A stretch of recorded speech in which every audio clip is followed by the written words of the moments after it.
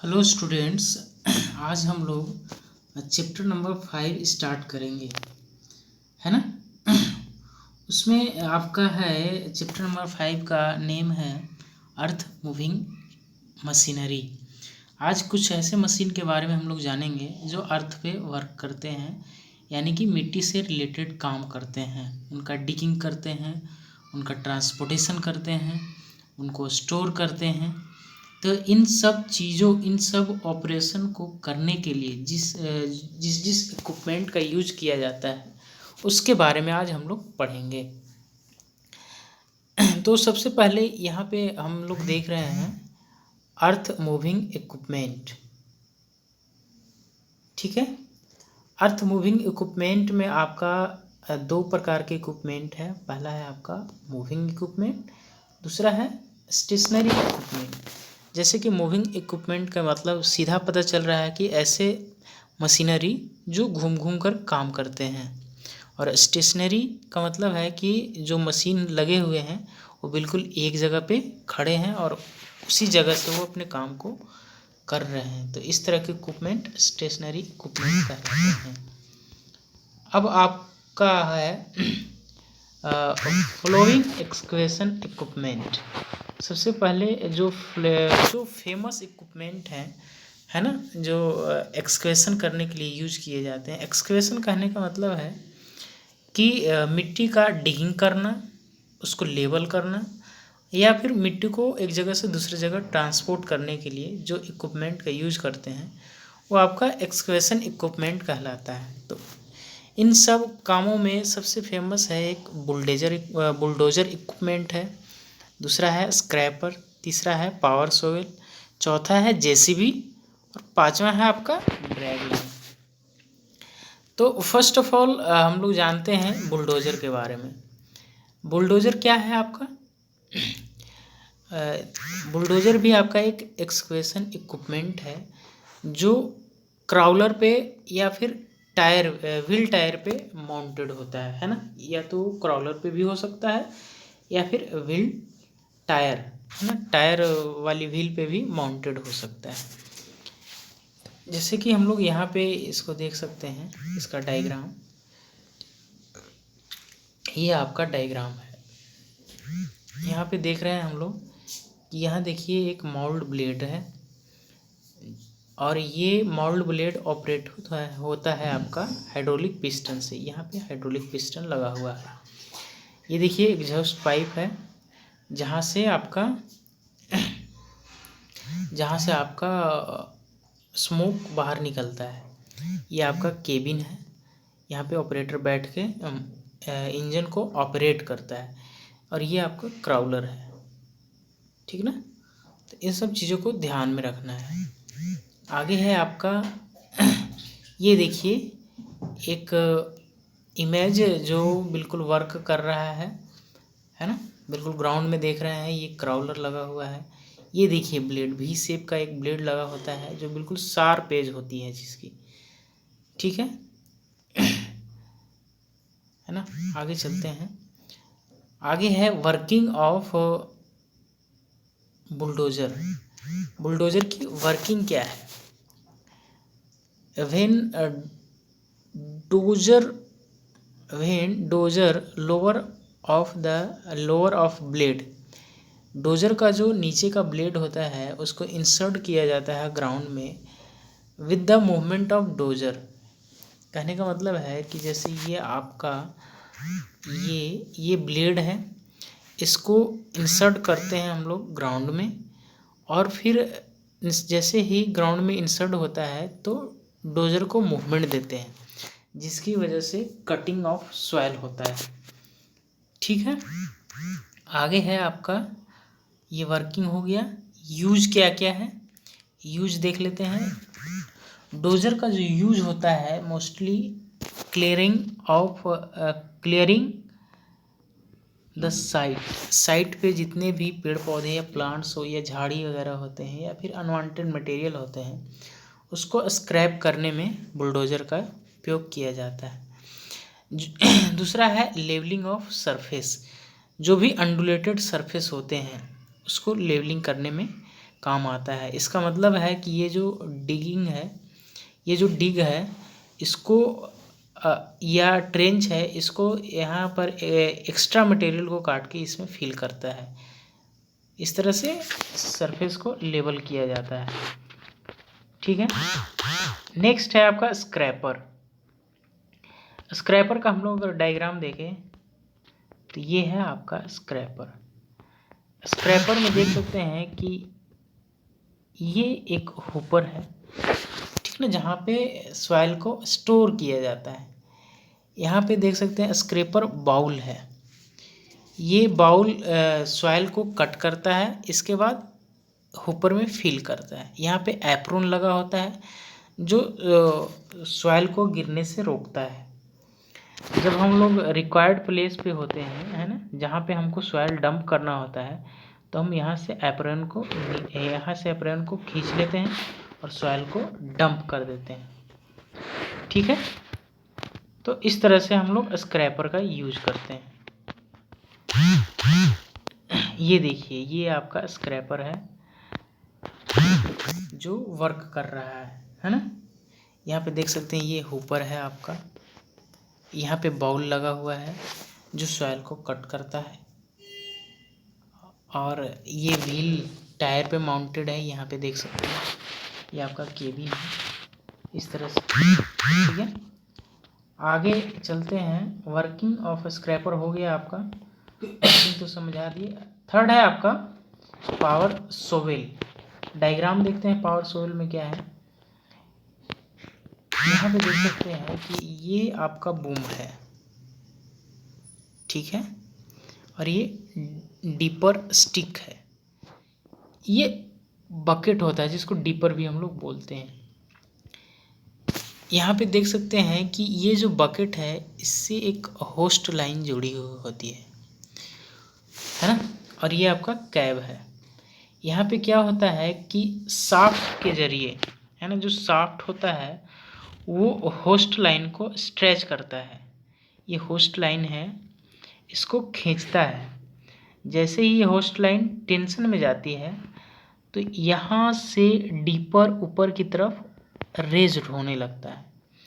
जब ये ऊपर की तरफ रेज्ड होगा तो अपने साथ ये जो मटेरियल दिख रहा है अर्थ का, उसको बकेट में फिल कर लेगा, और फिर उसको उठा करके जहाँ पे लोड करना होता है वहाँ पे उसको लोड करते हैं या फिर डंप करते हैं। तो ये पावर सोवेल काफ़ी यूजफुल है, इसलिए कि ये किसी भी टाइप के सॉइल या किसी भी टाइप के मटेरियल को एक्सकवेट कर देता है। इसका इम्पोर्टेंस क्या है कि ये किसी भी टाइप के सॉइल को एक्सकवेट कर लेता है। ठीक है। आगे है आपका, ये देखिए यहाँ पे काम कर रहा है एक पावर सोवेल, है ना। ये देख सकते हैं, ये इसका बूम है, ये इसका डीपर है। ये देखिए बकेट लगा हुआ है ना।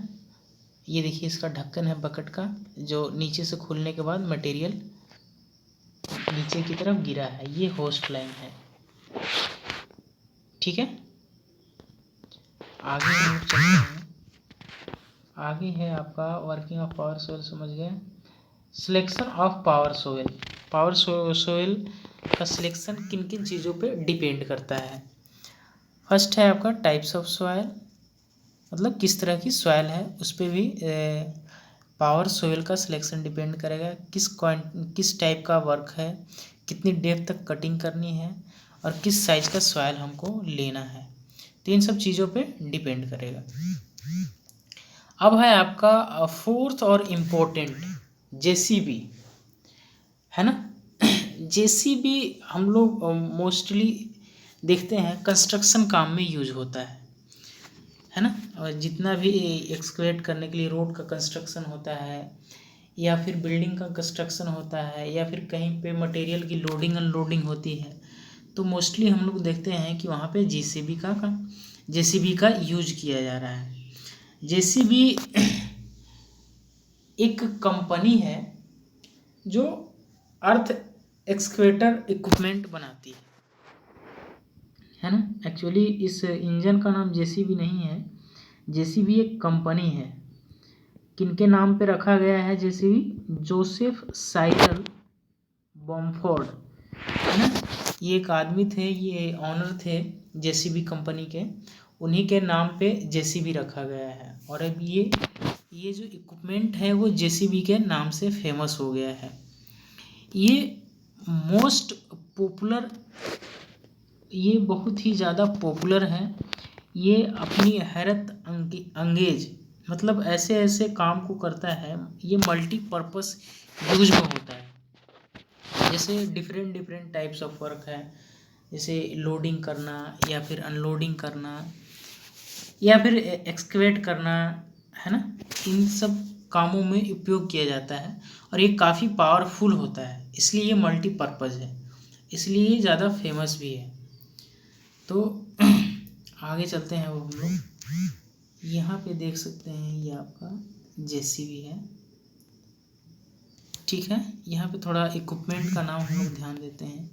ये देखिए, ये बूम है, ठीक है, जिसको हम लोग डीपर भी बोलते हैं। डीपर मतलब आगे की साइड वाला जो एक्सकवेट करता है ना। डीपर का मतलब क्या है कि जो सॉइल को एक्सकवेट करता है। ये देखिए, ये बैकेट है आपका। आगे यहाँ पे देख रहे हैं एक और बकेट है, जिसको हम लोग बोलते हैं लोडर बकेट, है ना।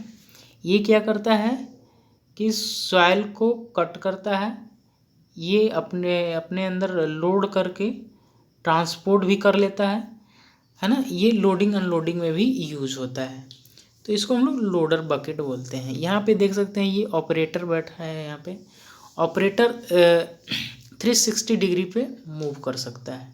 ये जो डीपर है आपका, है ना, ये डीपर 180 डिग्री पे मूव कर सकता है, मतलब 180 डिग्री से पे ये इधर उधर घूम सकता है ना। ये देख रहे हैं आप लोग कि ये भी व्हील पे बना हुआ जेसीबी है, ठीक है। और ये 4 सिलेंडर डीजल इंजन होता है। इसकी मैक्सिमम स्पीड दी हुई कितनी है? 27 किलोमीटर पर आवर, है ना। अगर जेसीबी ज़्यादा तेज़ नहीं चलता है, इसलिए इसकी मैक्सिमम स्पीड कितनी है? 27 किलोमीटर पर आवर है। और ये जो डीपर है उसकी कैपेसिटी कितनी है? मैक्सिमम कैपेसिटी कितना उठा सकता है ये मटेरियल को? तो 0.16 मीटर क्यूब। उसी तरह से यहाँ पे लोडर है, लोडर की कैपेसिटी क्या है मटेरियल को स्टोर करने की? वो है 0.67 मीटर क्यूब, है ना। तो ये इसके एडवांटेज थे। अब हम लोग आगे चलते हैं। यहाँ पे देख सकते हैं, ये आपका जेसीबी का एक फ्रेश फिगर है, जिसको हम लोग विजुअल कर सकते हैं। आगे चलते हैं हम। आगे है आपका drag line. Drag line actually power shovel ही है। ये देख सकते हैं, ये आपका पावर सोवेल है। ड्रैग लाइन आपका एक पावर सोवेल का ही स्टैंडर्ड रूप है। जो पावर सोवेल में क्या होता है कि उतनी पावर नहीं लगती है, या फिर उतनी मटेरियल स्टोर करके उसको डिग करके नहीं उठाते हैं, नहीं कर पाते हैं, तो इसलिए हम लोग ड्रैग लाइन का यूज करते हैं। ड्रैग लाइन का क्या फ़ायदा है कि ये ज़्यादा से ज़्यादा मटेरियल को स्टोर करके उठा लेता है, और ये ज़्यादा पावरफुल भी होता है ना। ये देख रहे हैं, ये आपका बहुत ही लंबा सा बूम होता है इसके पास। ये आपकी होस्ट लाइन है ना। यहाँ पे ये कैप है आपका, यहाँ से ऑपरेट किया जाता है शाफ्ट के ज़रिए, ठीक है। ये देख रहे हैं कि ये क्राउलर पे माउंटेड है, ठीक है। आगे चलते हैं, इसकी कैपेसिटी क्या है उसको हम लोग चेकआउट करते हैं। ये डायग्राम हम लोग देख सकते हैं, एक फ्रेश डायग्राम है किस तरह का ड्रैग लाइन होता है, ठीक है। आगे है आपका, ये देख लीजिए, length of drag line. Drag line का जो लेंथ होता है वो 15 से 15 to 1 मिनट